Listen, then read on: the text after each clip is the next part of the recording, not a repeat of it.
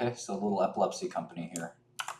Yeah, TGTX looks interesting. It's just all news, all press releases, scrolling down. Some people use this. When I was trading very actively, sometimes people just call this the tape, and I would just watch this like really closely, just in case there'd be some important press release, like an acquisition or whatever the case may be. It's pretty critical. No, I don't collaborate with, okay, you know what? And in fact, I think if you do this, it'll actually read out the news. If making money really fast is your thing, you know, we'll make tools like that for you. Okay, so Longboard, pretty serious company. Let's see who owns the stock. Sometimes that tells the story. I see Farallon is a big stockholder. Fidelity's the biggest. Cormorant, who we like a lot. Cormorant is run by a very brilliant woman who is a biotech specialist. I forgot who Polar Capital is. I don't know who that is. I see this guys as well, Parkman.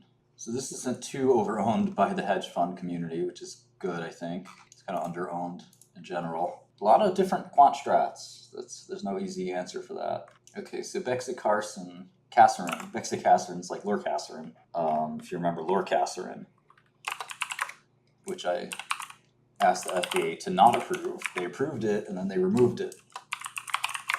So they should have listened to Shkreli. They listened to Shkreli before, but this one they did not. Most of the press releases happened before 9:30. Sorry. See, they all happened on the hour. At 9 o'clock, there was like 50 of them. Best are after 4 o'clock, right at 4:30. But if one happens during the day and you miss it, you could make a ton of money on just getting it first. Andy, if you're broke, you shouldn't be trading the stock market. Stop gambling. Start investing. It's really weird to do a basket indication. It's not really a smart idea most of the time. All right, so I got the gist of Longboard. Pretty meh company, if you ask me, but that's just first glance. Okay, so Longboard, interesting new company. Partners Value Split Corp. Announces $125,000,000 public offering of Class A preferred shares, Series 14. I also have to adjust the dictionary so that it will say like 125 million instead of 125,000,000. But you know, early days. Listen, if your job is to trade a portfolio, you need to know when the news happens, and you cannot look at every screen all the time. Blind people have special software. In fact, one of the top stocks in this list is called AudioEye. My friend is the CEO. I was one of the largest stockholders for a while. I want to say I owned like 5-10% of the company. It ended up becoming a huge win, 300 million market cap. Did Avidity change their ticker? Wasn't it DYN at one point? Is this the new muscular dystrophy cure? Could this be the big winner, chat? These guys raise money like every day. It's weird. They have 1.3 billion on the balance sheet, and they just raised more, right? That's not in the queue if they raised it after the queue, right? Another 7 million shares. Holy smokes. I mean, that's not that much, to be frank, but Lyric's making 40 million bucks in this offering? No way, no. Like 20 million, 10 million, something like that. 15 million. Not bad. All right, so Avidity, the new DMD Kings, AOC 1044, very reminiscent of Sarepta. 𝗙𝗏𝗏𝗏. Duchenne muscular dystrophy is one of the largest genetic illnesses. Biscuit cat, really? We're about to push a new NEATS update. I was working on that all weekend, actually. All right, so I think Equillium is what one guy, if you're a Dell customer, I do custom research for you. I'm such a nice person. EQ, kind of funny. Itolizumab, oh yeah, this is like a micro cap. I don't like looking at really small caps, but this is a penny stock, as they say. I don't think Amazon can buy the Intel Foundry business. I don't think Intel's going to be sold. I mean, the market clearly doesn't think it will. All right, so the guy wanted me to look at Equillium. I'll look at that pretty quickly here. Really small market cap, 30 million. Almost too small to look at. It's weird. If they don't get royalties on this itolizumab, it's just odd. All they get is some cash. Seems weird. So pretty odd company. Looks like they basically kind of gave away, not gave away, but basically sold off itolizumab. Oh, this is not even EQ. This is EQ from Toronto. Okay, so I mean, if they don't exercise the option, then Equillium holds the drug. Okay, so they don't have any real revenue. They're amortizing the upfront. Okay, so this is a CD6 antibody. I don't know, this thing looks a little weird. There's a lot going on here in that company. Positive interim analysis from phase 3 Equator.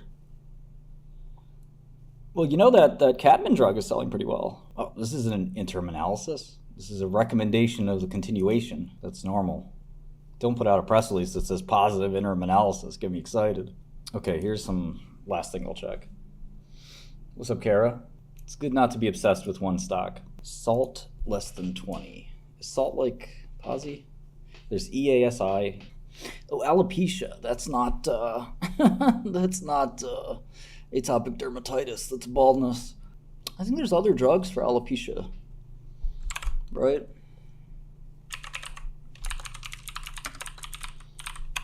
Other autoimmune drugs. So I want to know what kind of molecule is this? Multi-cytokine inhibitor. What does that mean? See, that can be a trade right there. Read the press release, analyze it really fast, make the trade, make money. Yeah, this doesn't look too good. What is the new alopecia, like JAK inhibitors?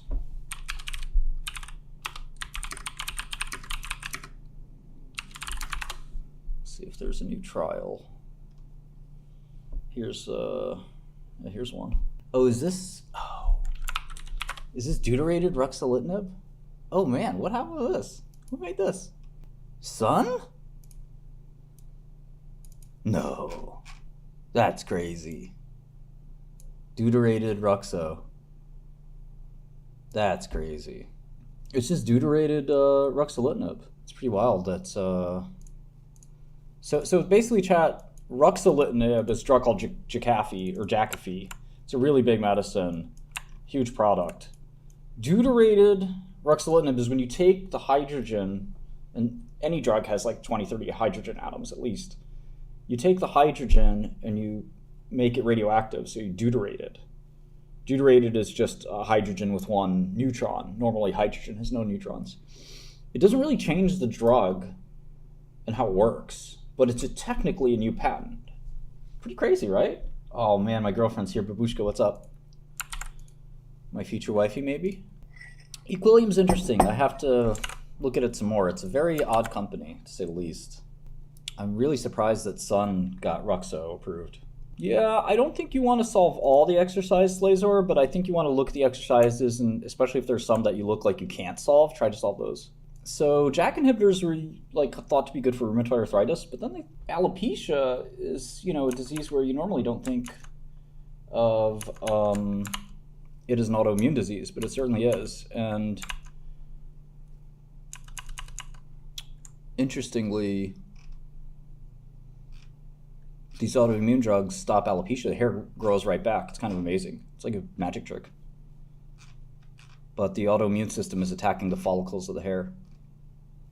Okay, so here it is. Percentage of patients with SALT score less than 20.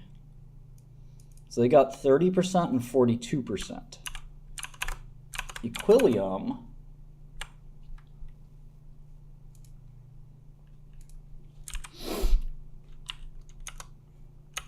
and Equillium's like the tiniest company in the world, so if they had anything good, the stock could shoot up 10x. So let's take a second look here.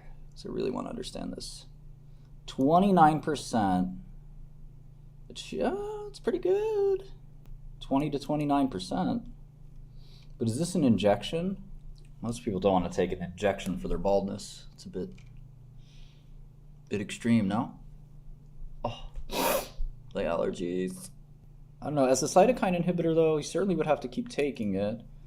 And I'm trying to figure out if this is a injection. I thought I saw injection somewhere here.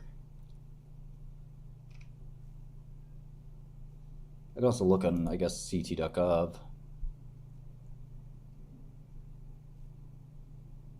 It's also single dose, so if it's an antibody, which I think it might be, that's a good sign.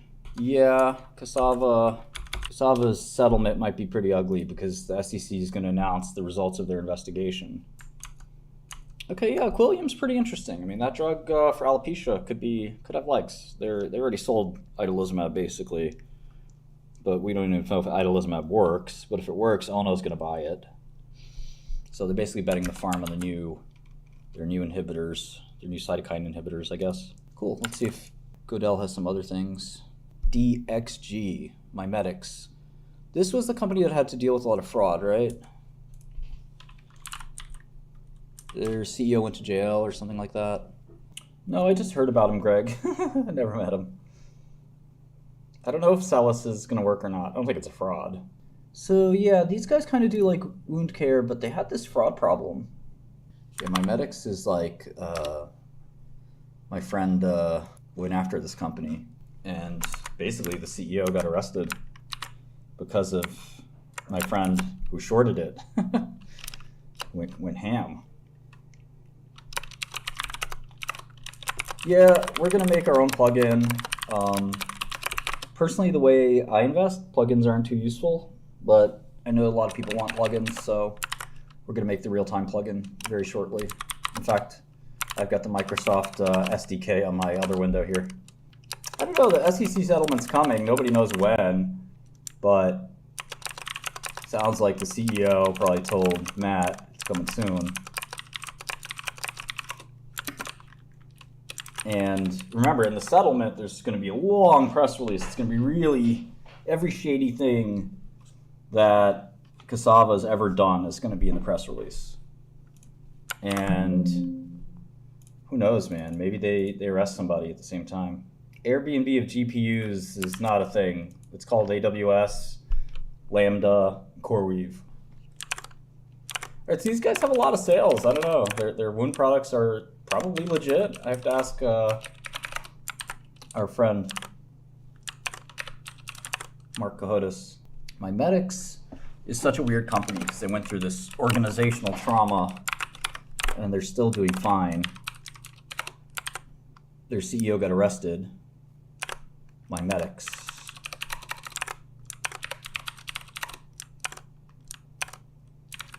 Gotta sell, always be selling. Every CEO is a salesman. You don't like to sell, you shouldn't be a CEO. Even my developers are salespeople. Everybody always be selling. Coffee is for closers. Yeah, man, half of Wall Street has learned investing through me. I'm really, really proud of that.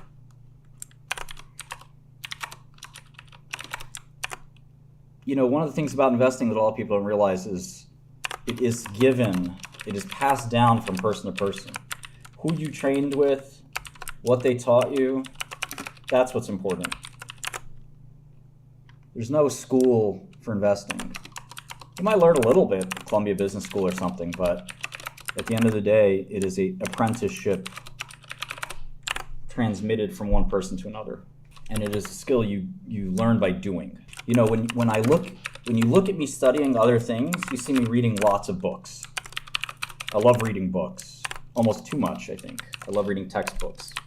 I never do that with investing because there are no books for investing. And once you've read them, that's it. In science, there's always new books to read.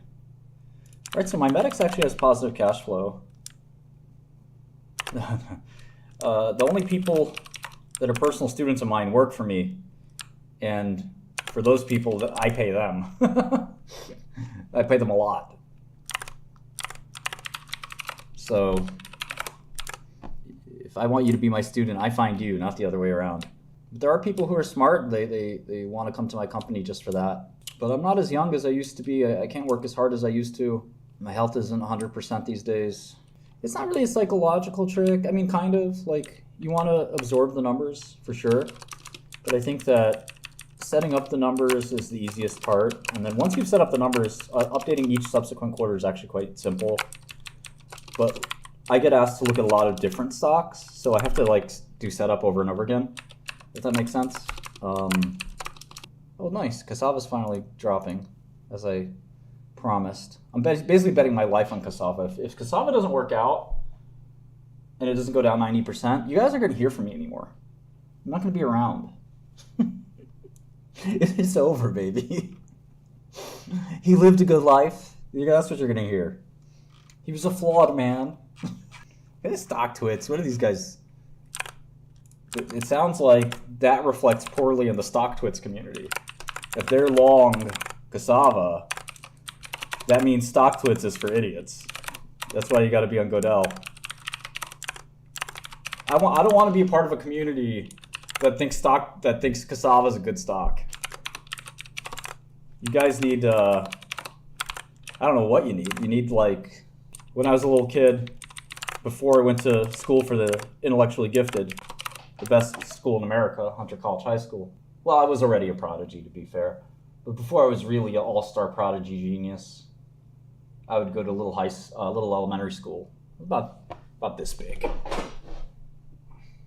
Running around in my sweatpants in Brooklyn, New York, Ocean Avenue, about this tall, maybe a little shorter. And I used to go to school, and of course I knew everything. I knew more than teachers did. I was like intellectual Jesus. And I would see these other kids, though. They'd go on this special school bus, and I'd be like, why are they going on that school bus? That was the 𝗏𝗏𝗏𝗏𝗏 school bus. Now I know. I have no idea.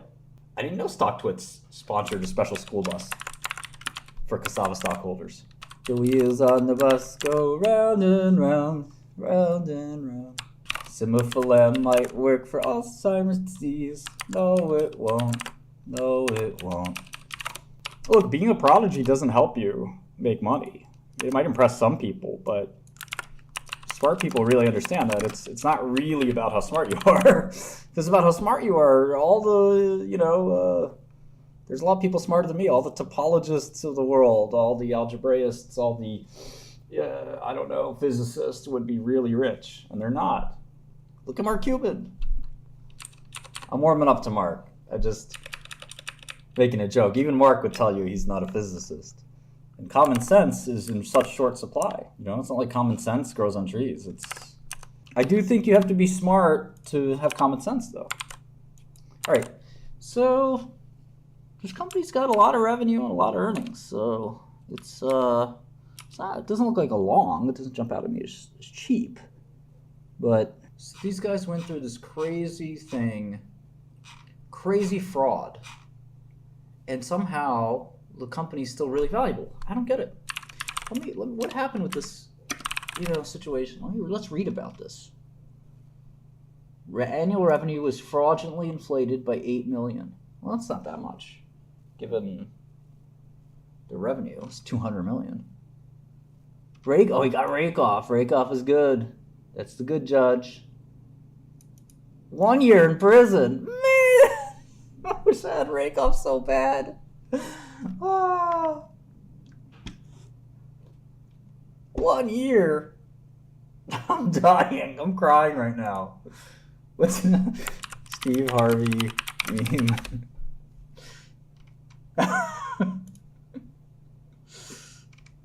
Go 1 year in prison? Seriously? It's just a random lot. If you get the right judge, you're cool. Okay, so he's basically bribing people. A lot of bad actions here. Shareholders lost $35 million. In my quote-unquote fraud, the amount was negative. I made money for shareholders. This guy got a year. Man, it's not fair. Look at this guy. Hair testing company. Defrauded 88,000 people. Only got 41 months. Come on, man. Fraudulent revenue, IPO, misrepresented this and that. I don't think defrauding anybody is ever acceptable. And, it's a shame. But, I also believe in remediation and second chances and things like that. Not exactly. I also think the key is, do people lose money? If nobody loses money in a fraud, is it really a fraud? The answer to that is complicated, I think. It's not necessarily always yes, because business has a lot of ambiguity by its nature.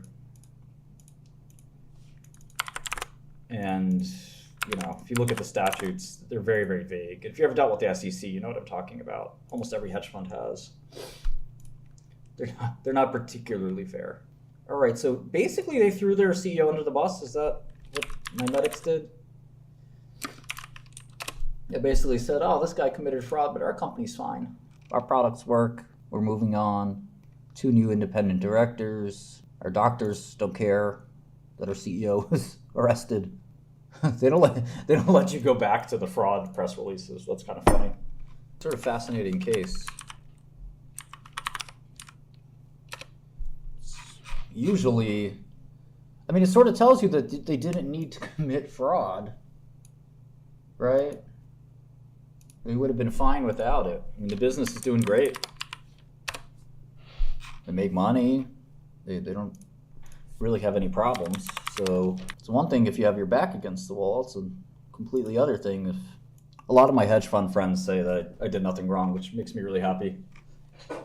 One of my friends runs a $2 or $3 billion hedge fund. He was like, dude, if what you did was illegal, then I'm in trouble too, and so is everyone else in the hedge fund industry. But that's neither here nor there, and it doesn't really matter. Okay, so they've grown, but I think they grew... I think part of what they've done is they've rebounded. So I'm not sure this is all necessarily growth, but it's fairly impressive.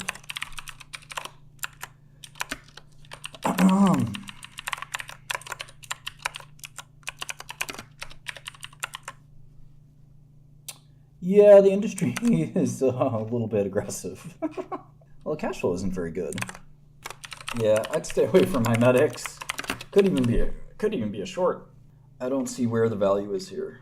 800 million market cap for very uneven cash flow, basically negative cash flow. Yeah, bro, I love negative cash flow. Profitability sucks. I don't know, it's just genetics, man. That's why I try not to take myself too seriously. I think other smart people, like, they really ham it up. Okay, so this got restated. They even put on a fake voice. So I don't know what makes this thing that exciting. Let me take a look. Maybe they have some great guidance. Joseph Kapper. He's a capper, the CEO. Can't buy this stock. That's not really particularly impressive guidance. You gotta push wobbistics. Thank you, Resdout. That's my favorite. Yeah, I don't see it here. I don't see it. They are growing. I'll give them credit for that. This is when the feds did a sweep, if you guys are familiar with the Gucci Mane song.